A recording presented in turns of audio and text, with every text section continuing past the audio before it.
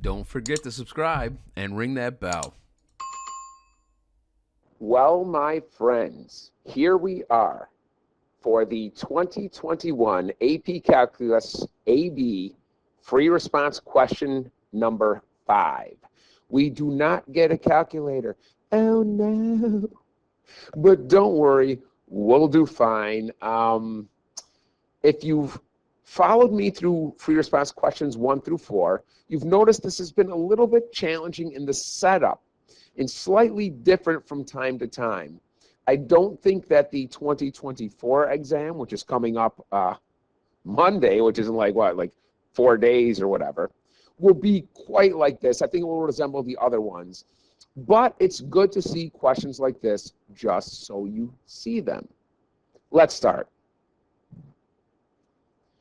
Question 5 says, consider the function y equals f of x, whose curve is given by the equation 2y squared minus 6 equals y times sine of x for every y value greater than 0.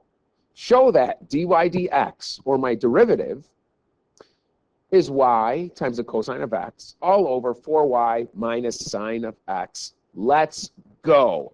I love taking the derivative. I love doing implicit differentiation. Implicit differentiation just means anytime I take the derivative of a y term, let's say it's y squared, I do it just like it's x squared. Okay, this would be 2y. This would be 2x. Except when I'm taking the derivative of a y, I need to write dy dx next to it. That's it. It's kind of like related rates. When you do a radius, right? Radius squared would be 2r dr. They put next to it something fancy with respect to time. So that's all we're doing. So let's start with this thing right here. This thing right here, this equation, and let's take the derivative. We're just going to go right down the line. Okay? So the derivative of 2y squared is 4y. A lot of people like to do y prime, but then they think that's just y to the 1, and it throws them off. They have this board, kids. They have dy dx, so I'm going to use that, dy dx. All right? We have a minus 6. The derivative of 6 is 0, but we don't really got to do that. Equals. Okay, this is where it gets fun. This is y times sine of x. So I have got to do the product rule. It is the first, which is y, times the derivative of the second. The derivative of the sine of x is cosine of x, plus the second, just as it is, that's the sine of x, times the derivative of the first. The derivative of y is just 1. But when I take the derivative of a y value, I need to write dy dx next to it. Okay, these are the derivatives for all the terms we have in our equation.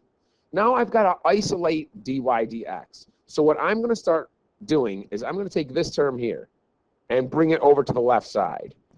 Subtract sine of x, dy dx, bam, gone. I've got to do it to this side.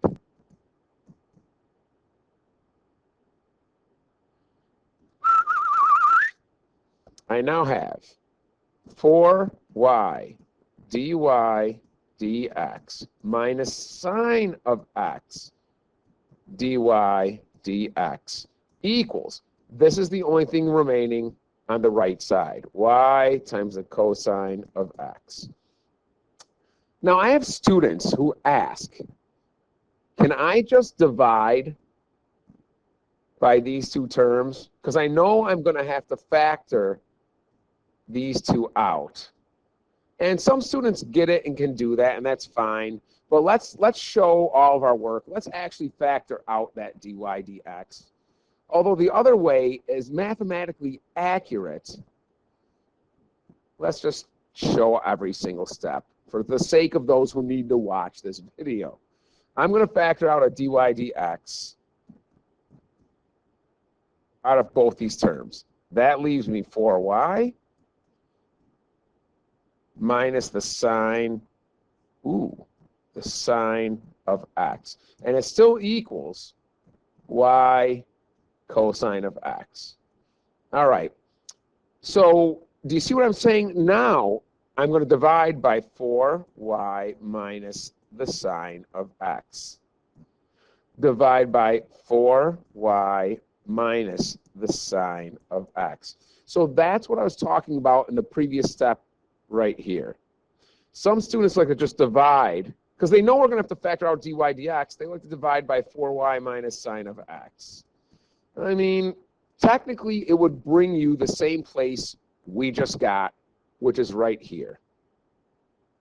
Okay? But some students get that, some students don't, so we're just going to leave it. We have our derivative. This is now dy dx. Is it the same thing as above? Let's go up. It's y times the cosine of x on top, 4y minus sine of x below, and we are good to go. 5b. Write an equation for the line tangent to the curve at the point 0, square root of 3. 5a was really simple. 5b is also a layup. It is cake. And if you've watched any of my videos, you know how much I love chocolate cake. I can't get enough of it. But let's start. The first thing you need to recognize is they want an equation for a line tangent. I am immediately going to this equation right here. Y minus y1 equals m times x minus x1. And if you've learned anything from calculus, you know that when you have this equation of a line, you need 3 pieces of information. You need an x coordinate, which, oh, look, they give us one right here at 0. You need a y coordinate. Oh, look, they give us one. It's the square root of 3. And then we need an m, which is slope.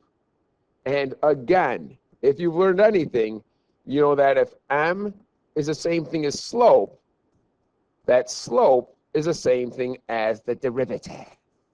Now, we just proved in part 5a that the derivative is this thing right here. We've already got it. Even if we screwed up part A, we can still do part B because they give us the derivative. All right? So let's first fill in what we know. Y minus, okay, this is my y1 to the square root of 3, and my x1 is 0. So square root of 3 equals, I don't know the slope yet, but I know this is x minus 0. All right? Now, in order to get the slope, my derivative, which is dy dx, is y times the cosine of x all over 4y minus the sine of x. And my goodness, they give you the x and y to put in. Guys, this couldn't be any easier.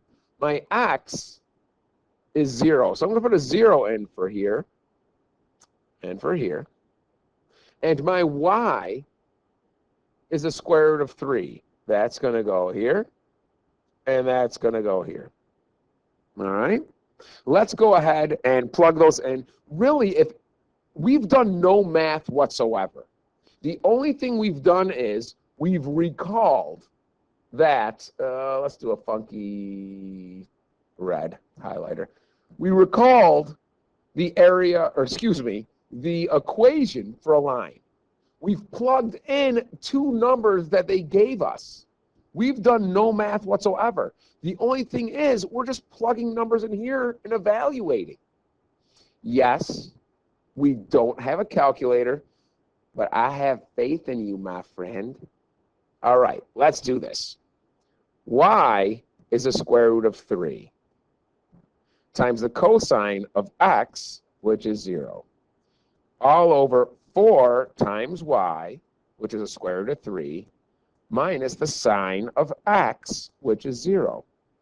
Now, kids, whether you use the unit circle or the graphs, you should absolutely know, without a doubt, what sine and cosine of 0 are. I tend to go back to the graphs a lot. Here's 0, 90, 180, 270, 360. Okay, we come up to 1, go down to -1, and here's 0. Sine, which I will do in blue. Sine starts here, comes up, comes down, down further, back here. Okay, so the sine of 0 degrees is 0. So this whole thing is going to be replaced with a 0. So we've got 4 square root of 3 minus 0. Cosine, what I'll do in red, is the cup. It starts up high, down, goes even further down, back up, and back up. The cosine of 0 is 1. So now I've got the square root of 3, and this is going to be replaced with a 1. Okay, you need to know that. I mean, come on, people. Come on. So let's take a look at our numerator. We have the square root of 3 times 1, which is just square root of 3. And then we have 4 times the square root of 3 minus 0. And when you subtract 0, that's just like square root of 3. So I can put this in. That's mathematically equivalent. But let's not forget there's a 1 in front of here. My square root of 3's cancel. So it's 1/4. That's my slope. Guess what? That's my equation of a line. That was it. So what's the most difficult part here? Remembering sine of 0 and cosine of 0? Guys, you got that. You got that. And we're done with 4a, and now we're done with 4b. All right, on to 5c. I think I just said 4a and 4b. But we are on to 5c now. Okay, 5a and b were simple, easy, not a lot of work. Okay, 5c and 5d, you know, we're going to have to do a little bit more work. Okay, I mean, this is one of the later questions, free response questions. It's going to happen at some point where we got to do a bit of algebra work. And it's probably in just showing our steps. But let's begin. 5c states, for x value between 0 and pi inclusive, and y being greater than 0, find the coordinates of a point where the line tangent to the curve is horizontal. Oh, guys, fellas, ladies, everybody, everyone, when it tells me that the line tangent is horizontal, that means the slope, which is the derivative, is equal to 0. That is a horizontal tangent line when the slope is 0. We know, okay, we know because, again, in 5a, they give us the derivative. So if I screwed up finding the derivative in 5a, I still could have done 5b, and I can still do 5c. All right? My derivative was y times the cosine of x all over 4y minus the sine of x. Okay? I want to set that equal to 0, and I'm going to find the coordinates, which means in order to answer this problem, I'm going to need an x and a y. I need that. I need that coordinate. That's the answer to this problem, a coordinate. Well, if we think about our basic rules of fractions, I can't have a 0 on the bottom. That would make something undefined if there was a 0 on the bottom. So what makes a fraction equal to 0? When the numerator, or the top, is equal to 0. Therefore, those 3 dots mean therefore, y times the cosine of x has to be 0. All right? Now, I know we don't normally do this, but, okay, but when we factor things, okay, and I'm going to kind of do a little sidebar here. If I had x squared minus 9 equals 0, and I had to factor this, I'd say x plus 3 times x minus 3 equals 0. I have two factors, right? And then I solve those two factors. I would say x equals negative 3 and x equals positive 3. Okay? We're going to use this same thing right here. We really have two factors. We have y times cosine of x. All right? So I'm just going to solve both of those for 0. Y equals 0 and cosine of x equals 0. Right? That's where I'm going. I'm going to use the same premise. Okay? So here we go. One of those I'm going to cancel out. How come? Look in my problem. Y has to be bigger than 0. This y value has to be a positive. It cannot be 0 or less. So when I look down here, that does not match the criteria. Y cannot be 0. It has to be bigger than. So I don't even have to worry about that. So let's figure out where cosine of x is 0, shall we? Should I look back at my graph? Boom. For 4b, cosine is the red. Okay, the red one. So let's get sine out of the way here. This is cosine. You can use the unit circle. That's fine. Cosine is 0 here. It's equal to 0 at 90 degrees. And here at 270. Those are my zeros. They're touching the x-axis. But we always do things in radians in calculus. 90 is pi over 2. And 270 is 3 pi over 2. 180 is pi. And 360 is 2 pi. So I'm going to go back for a second. Okay, I'm going to go back for a second. My interval for x has to be between 0 and pi. So let's go back to the graph. I want between 0 and pi. I don't care about all this stuff over here. Blah, blah, blah, blah, blah, blah. Cross this off. So there's only one place where my graph is a 0 for cosine between 0 and pi. And that's right here at 90, okay, at pi over 2. Okay, that's at 90, at pi over 2. So I'm going to go here, and I'm going to say that the cosine of x equals 0 when x is 90 degrees, but we are going to use pi over 2. All right? Pi over 2. All right, well, it looks like we have our x value. So in my coordinate here, when I need an x and a y for my solution, my x is pi over 2. The million-dollar question is, where do I go if I have an x coordinate to get the y coordinate?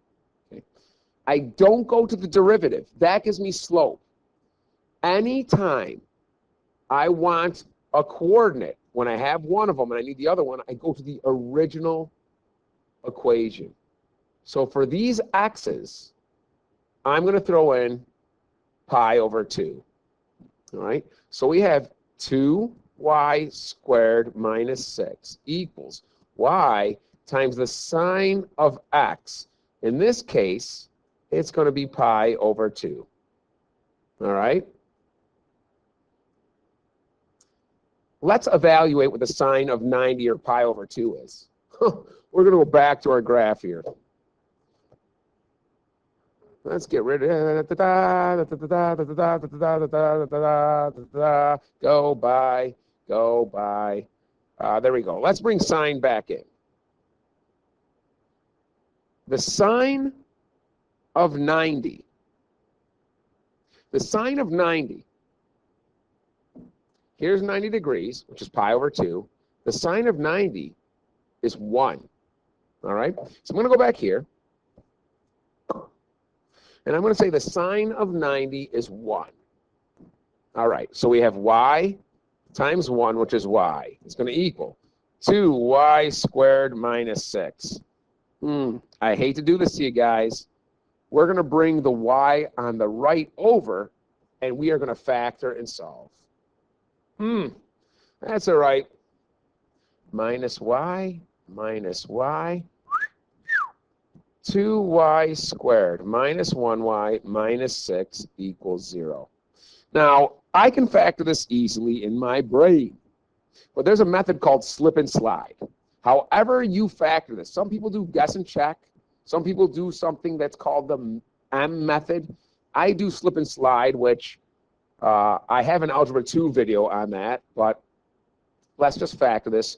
However you factor this, you should come up with, okay, 2y, and then you have your y here, and then you're going to have minus 3, or excuse me, minus 2, and plus 3 should equal 0. Okay, if I FOIL that together, I would get 2y squared minus y minus 6. So again, we're going to solve each one of these for zeros. Y would equal positive 2. And if I set 2y plus 3 equal to 0, well, the first step is I'm going to subtract 3, and then after that I divide by 2. All right, so here's $1 million question. Which y do I use? Do I use this one, or do I use this one? I hope you got it. The same reason we couldn't use this y right here was because my y value has to be bigger than 0. I cannot use my negative answer. Y is 2. So I'm going to go all the way back up here, and my y is 2, and this is my answer. That was a lot of kind of easy algebra, but it was a lot of algebraic work. Well, I shouldn't say a lot. It was more than we've done for Part A and Part B, but we're done here now. Let's move on to the last one. 5D. It tells us to determine whether f has a relative minimum, a relative maximum, or neither at the point found in Part C. Justify your answer. Oh, you guys. In Part C, we had to find out where the derivative equals 0. That's a critical point, kids. That's a critical point. And the coordinate we came up with was, okay, x value is pi over 2, and the y value is 2. All right?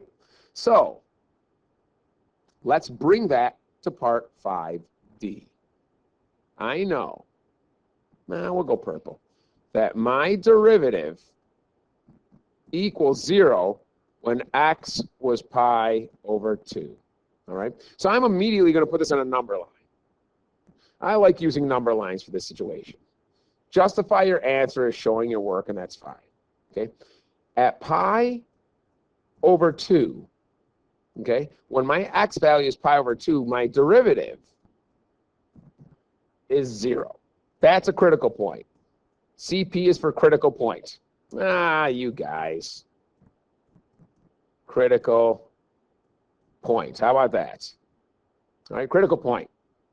Now, we should know that critical points are the only places that minimums and maximums can happen. They don't always have to happen for a critical point, but if they do happen, they happen at a critical point. Quick review. When my derivative is 0, I have a flat slope. Okay, slope is 0. All right? So I can have a negative slope come down there, and positive, that would give me a minimum. Okay, I can have a positive or increasing slope to that critical point, and then a decreasing slope. That would be a max.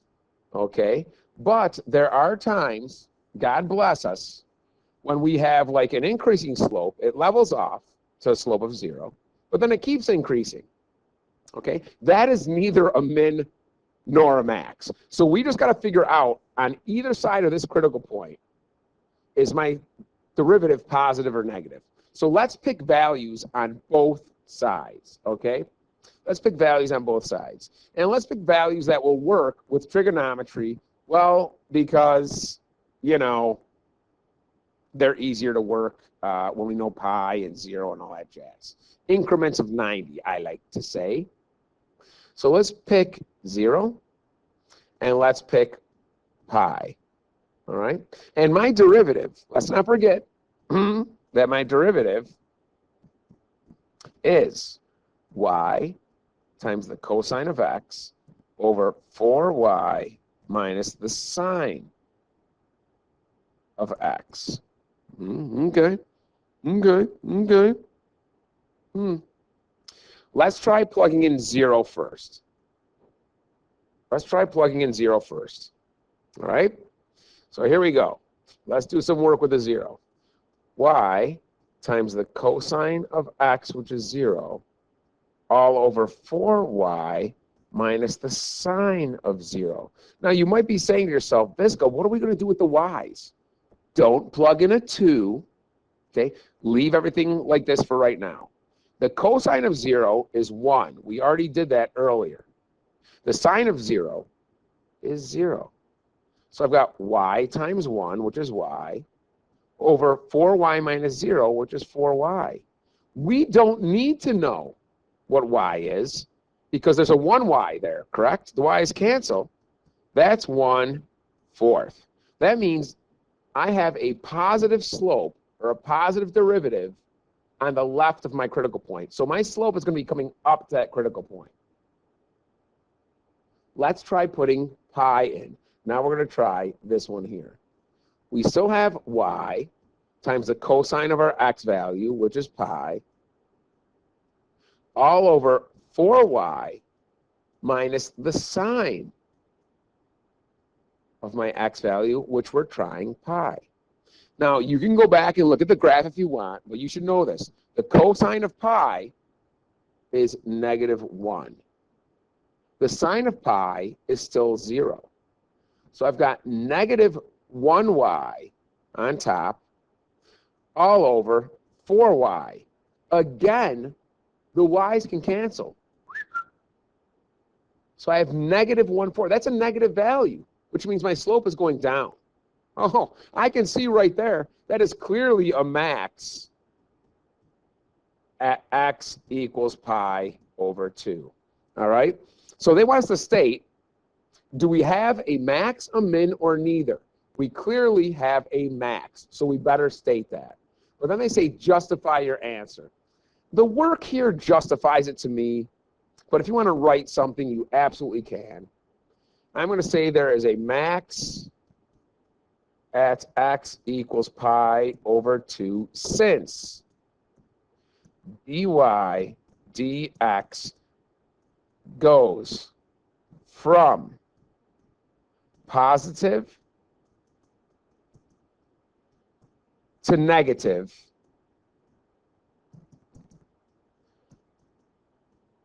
through that x value. Or you can say at that point or whatever. I just write it this way. And your justification, it does not say explain. I know in Algebra 2, the exam we have there, they say explain, you need to use words, and justify means show your math work. I'm assuming it means the same thing here, but I tell you what, cover all your bases. Don't let something stupid like that prevent you from getting that 5 you are truly capable of getting. Because I know you are capable of getting that 5. All right, I'm done. We're done. Everyone's done. Get the heck out of here. There's one more problem left to do. That will be problem 6 of the free response questions for exam 2021. Wow, I'm sad that it's almost over. I'll see you then. Bye-bye. Don't forget to subscribe and ring that bell.